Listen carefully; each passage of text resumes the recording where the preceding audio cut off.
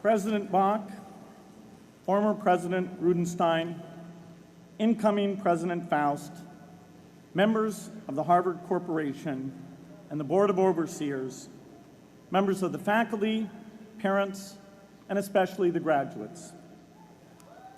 I've been waiting more than 30 years to say this.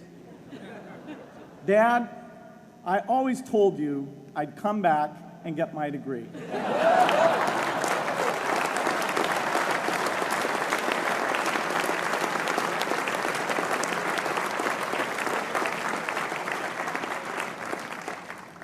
I want to thank Harvard for this honor. I'll be changing my job next year, and it will be nice to finally have a college degree on my resume. I applaud the graduates for taking a much more direct route to your degrees. For my part, I'm just happy that the Crimson called me Harvard's most successful dropout. I guess that makes me valedictorian of my own special class. I did the best of everyone who failed. But I also want to be recognized as the guy who got Steve Ballmer to drop out of business school.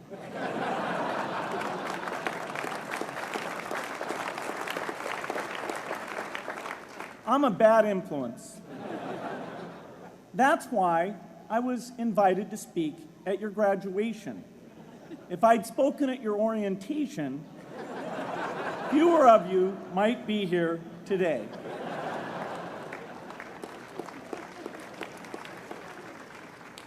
Harvard was a phenomenal experience for me. Academic life was fascinating. I used to sit in on lots of classes that I hadn't even signed up for. And dorm life was terrific.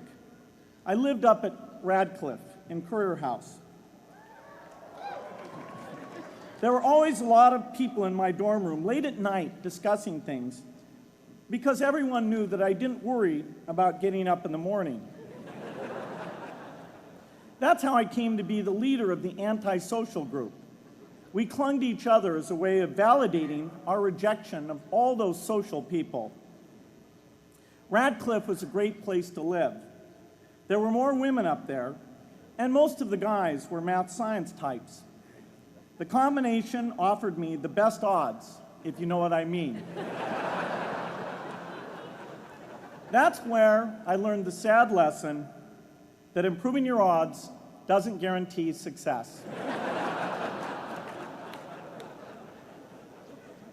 One of my biggest memories of Harvard came in January 1975, when I made a call from Currier House to a company in Albuquerque, New Mexico, that had begun making the world's first personal computer.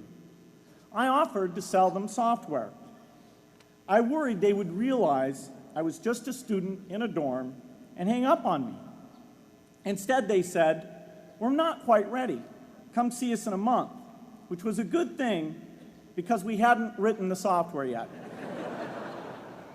From that moment, I worked day and night on the extra credit project that marked the end of my college education and the beginning of a remarkable journey with Microsoft. What I remember above all about Harvard was being in the midst of so much energy and intelligence.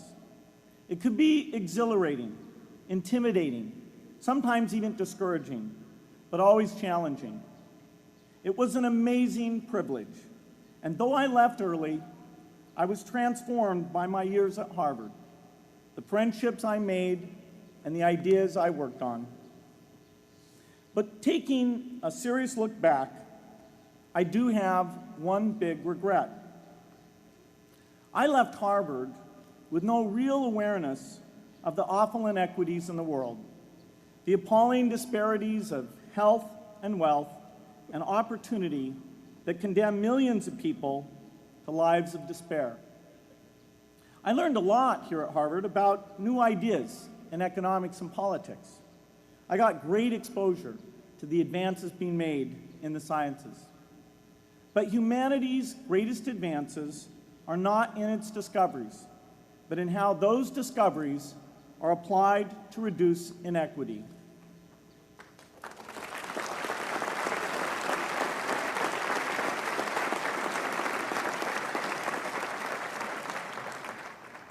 Whether through democracy, strong public education, quality health care, or broad economic opportunity, reducing inequity is the highest human achievement. I left campus knowing little about the millions of young people cheated out of educational opportunities here in this country. And I knew nothing about the millions of people living in unspeakable poverty and disease in developing countries. It took me decades to find out. You graduates came to Harvard at a different time. You know more about the world's inequities than the classes that came before. In your years here, I hope you've had a chance to think about how, in this age of accelerating technology, we can finally take on these inequities and we can solve them. Imagine, just for the sake of discussion, that you had a few hours a week and a few dollars a month to donate to a cause. And you wanted to spend that time and money where it would have the greatest impact in saving and improving lives. Where would you spend it? For Melinda and I, the challenge is the same. How can we do the most good for the greatest number with the resources we have? During our discussions on this question, Melinda and I read an article about the millions of children who are dying every year in poor countries from diseases that we had long ago made harmless in this country. Measles, malaria, pneumonia, hepatitis B, yellow fever. One disease that I had never heard of, rotavirus, was killing 500,000 children each year, none of them in the United States. We were shocked. We had assumed that if millions of children were dying and they could be saved, the world would make it a priority to discover and deliver the medicines to save them. But it did not. For under $1, there were interventions that could save lives that just weren't being delivered. If you believe that every life has equal value, it's revolting to learn that some lives are seen as worth saving and others are not. We said to ourselves, this can't be true, but if it is true, it deserves to be the priority of our giving. So we began our work in the same way anyone here would begin it. We asked, how could the world let these children die? The answer is simple and harsh. The market did not reward saving the lives of these children, and governments did not subsidize it. So the children died because their mothers and fathers had no power in the market and no voice in the system. But you and I have both. We can make market forces work better for the poor if we can develop a more creative capitalism. If we can stretch the reach of market forces so that more people can make a profit, or at least earn a living, serving people who are suffering from the great inequities. We can also press governments around the world to spend taxpayer money in ways that better reflect the values of the people who pay the taxes. If we can find approaches that meet the needs of the poor in ways that generate profits for business and votes for politicians, we will have found a sustainable way to reduce inequity in the world. Now, this task is open-ended. It can never be finished. But a conscious effort to answer this challenge can change the world. I'm optimistic that we can do this. But I talk to skeptics who claim there is no hope. They say, inequity has been with us since the beginning and will be with us until the end, because people just don't care. I completely disagree. I believe we have more caring than we know what to do with. All of us here in this yard, at one time or another, have seen human tragedies that broke our heart, and yet we did nothing, not because we didn't care, but because we didn't know what to do. If we had known how to help, we would have acted. The barrier to change is not too little caring. It is too much complexity. To turn caring into action, we need to see a problem, see a solution, and see the impact. But complexity blocks all three steps. Even with the advent of the internet and 24-hour news, it is still a complex enterprise to get people to truly see the problems. When an airplane crashes, officials immediately call a press conference. They promise to investigate, determine the cause, and prevent similar crashes in the future. But if the officials were brutally honest, they would say, of all the people in the world who died today from preventable causes, 0.5% were on this plane. We're determined to do everything possible to solve the problem that took the lives of the 0.5%. The problem is not just the plane crash, but the millions of preventable deaths. We don't read much about these deaths. The media covers what's new, and millions of people dying is nothing new. So it stays in the background where it's easy to ignore. But even when we do see it or read about it, it's difficult to keep our eyes on the problem. It's difficult to look at suffering if the situation is so complex that we don't know how to help. And so we look away. If we can really see a problem, which is the first step, we come to the second step, cutting through the complexity to find a solution. Finding solutions is essential if we want to make the most of our caring. If we have clear and proven answers anytime an organization or individual asks, "How can I help?" then we can get action, and we can make sure that none of the caring in the world is wasted. But complexity makes it hard to mark a path of action for everyone who cares, and makes it hard for their caring to matter. Cutting through complexity to find solutions runs through 4 predictable stages. Determine a goal, find the highest impact approach, deliver the technology ideal for that approach, and in the meantime, use the best application of technology you already have. Whether it's something sophisticated like a new drug or something simple like a bed net. The AIDS epidemic offers an example. The broad goal, of course, is to end the disease. The highest leverage approach is prevention. The ideal technology would be a vaccine that gives lifelong immunity with a single dose. So governments, drug companies, and foundations are funding vaccine research.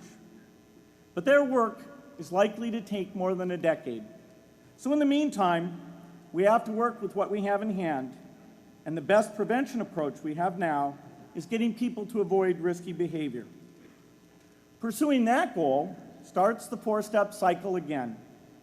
This is the pattern.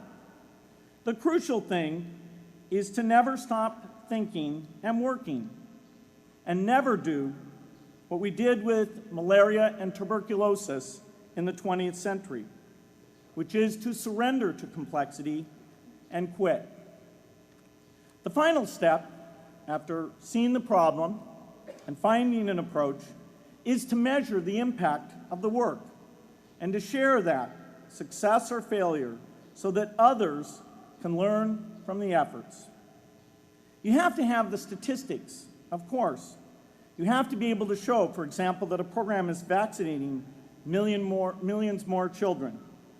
You have to be able to show, for example, a decline in the number of children dying from the diseases. This is essential not just to improve the program, but also to help draw more investment from business and government. But if you want to inspire people to participate, you have to show more than numbers. You have to convey the human impact of the work so people can feel what saving a life means to the families affected. I remember going to the World Economic Forum some years back and sitting on a global health panel that was discussing ways to save millions of lives. Millions. Think of the thrill if you could save just one person's life, then multiply that by millions. Yet, this was the most boring panel I've ever been on. Ever. So boring, even I couldn't stand it. What made that experience especially striking was that I had just come from an event where we were introducing version 13 of some piece of software, and we had people jumping and shouting with excitement. I love getting people excited about software, but why can't we generate even more excitement for saving lives? You can't get people excited unless you can help them see and feel the impact.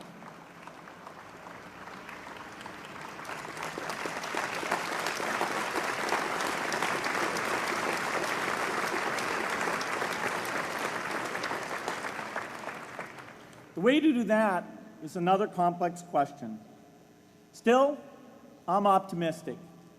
Yes, inequity has been with us forever, but the new tools we have to cut through complexity have not been with us forever. They are new. They can help us make the most of our caring, and that's why the future can be different from the past. The defining and ongoing innovations of this age, biotechnology, the personal computer, and the internet, give us a chance we've never had before to end extreme poverty and end death from preventable disease. 60 years ago, George Marshall came to this commencement, and he announced a plan to assist the nations of post-war Europe. He said, I quote, "I think one difficulty is that the problem is one of such enormous complexity that the very mass of facts presented to the public by press and radio make it exceedingly difficult for the man in the street to reach a clear appraisement of the situation. It is virtually impossible at this distance to grasp at all the real significance of the situation." 30 years after Marshall made his address, which was 30 years ago, as my class graduated without me, technology was emerging that would make the world smaller, more open, more visible, less distant. The emergence of low-cost personal computers gave rise to a powerful network that has transformed opportunities for learning and communicating. The magical thing about this network is not just that it collapses distance and makes everyone your neighbor. It also dramatically increases the number of brilliant minds we can bring in to work together on the same problem. And it scales up the rate of potential innovation to a staggering degree. At the same time, for every person who has access to this technology, 5 people don't. That means many creative minds are left out of this discussion. Smart people with practical intelligence and relevant experience who don't have the technology to hone their talents or contribute their ideas to the world. We need as many people as possible to gain access to this technology because these advances are triggering a revolution in what human beings can do for one another. They are making it possible, not just for national governments, but for universities, corporations, small organizations, and even individuals to see problems, see approaches, and measure the impact of their efforts to address the hunger, poverty, and desperation George Marshall spoke of 60 years ago. Members of the Harvard family, here in the yard is one of the great collections of intellectual talent in the world. For what purpose? There is no question that the faculty, the alumni, the students, and the benefactors of Harvard have used their power to improve the lives of people here and around the world. But can we do more? Can Harvard dedicate its intellect to improving the lives of people who will never even hear its name? Let me make a request of the deans and the professors, the intellectual leaders here at Harvard. As you hire new faculty, award tenure, review curriculum, and determine degree requirements, please ask yourself, should our best minds be more dedicated to solving our biggest problems? Should Harvard encourage its faculty to take on the world's worst inequities?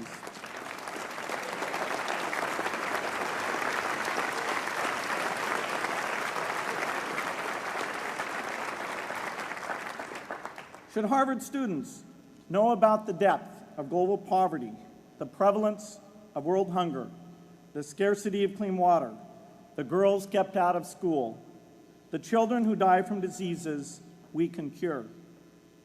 Should the world's most privileged learn about the lives of the world's least privileged? These are not rhetorical questions.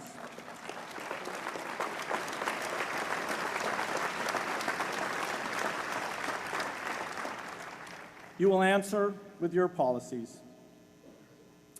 My mother, who was filled with pride the day I was admitted here, never stopped pressing me to do more for others.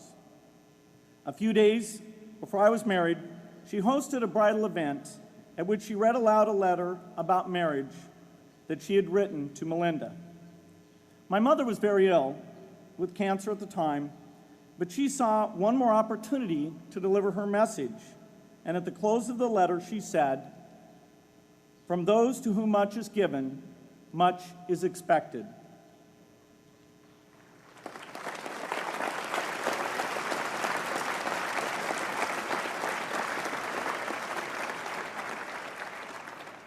When you consider what those of us here in this yard have been given in talent, privilege, and opportunity, there is almost no limit to what the world has a right to expect from us. In line with the promise of this age, I want to exhort each of the graduates here to take on an issue, a complex problem, a deep inequity, and become a specialist on it. If you make it the focus of your career, that would be phenomenal. But you don't have to do that to make an impact. For a few hours every week, you can use the growing power of the internet to get informed, find others with the same interests, see the barriers, and find ways to cut through them. Don't let complexity stop you. Be activists. Take on big inequities. I feel sure it will be one of the great experiences of your lives. You graduates are coming of age in an amazing time. As you leave Harvard, you have technology that members of my class never had. You have awareness of global inequity, which we did not have. And with that awareness, you likely also have an informed conscience that will torment you if you abandon these people whose lives you could change with modest effort. You have more than we had. You must start sooner and carry on longer. And I hope you will come back here to Harvard 30 years from now and reflect on what you have done with your talent and your energy.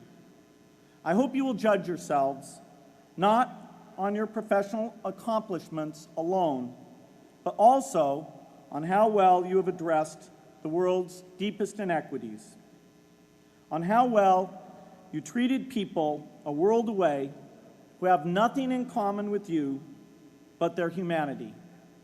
Good luck.